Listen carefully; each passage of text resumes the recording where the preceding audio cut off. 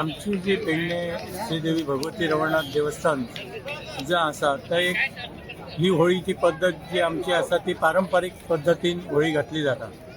त्याचं कारण आमचे होळी ज्यो हाडतात त्यो पोपळीपासून म्हणजे सुपारीची झाडां जी असतात त्याच्यापासून तयार केल्ले असतात। ते दर 30 सालान मालपें, पराष्टे आणि पणशी ह्या 3 ठिकाणावरसून 3 वर्षाच्या गॅप घेऊन आम्ही होळयो हांगा येतात। या वर्सा मालप्यासून होळयो येयल्ल्यो आसात आणि ह्या होळयांची जी खास वैशिष्ट्य म्हणजे सुपारीपासून असल्या कारणान तांकां जी नेम म्हणतात म्हणजे होल तो आम्ही पारंपरिक पद्धतीने होल मारतात। ते गडेकर म्हणून जी फॅमिली आहे ते होल मारतात।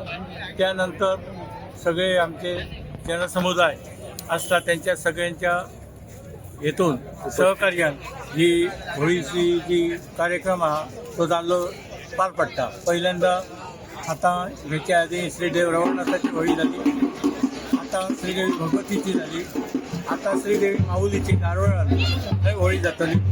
त्यानंतर मारुती नांदेडवाडा थंय होळी आणि श्री सोमनाथ आणि मग सत्या आणि मालप्या रात्री मध्यरात्री मुवीराची ह्या पद्धतीने 7 होळयांचा कार्यक्रम त्याचा सण पार पडटा।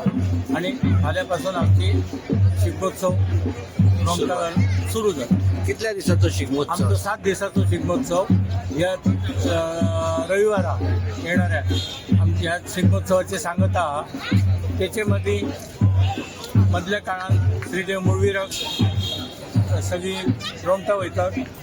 परवा नैबाग आणि परसकडेची रोमटा मुळवीराक वयतली।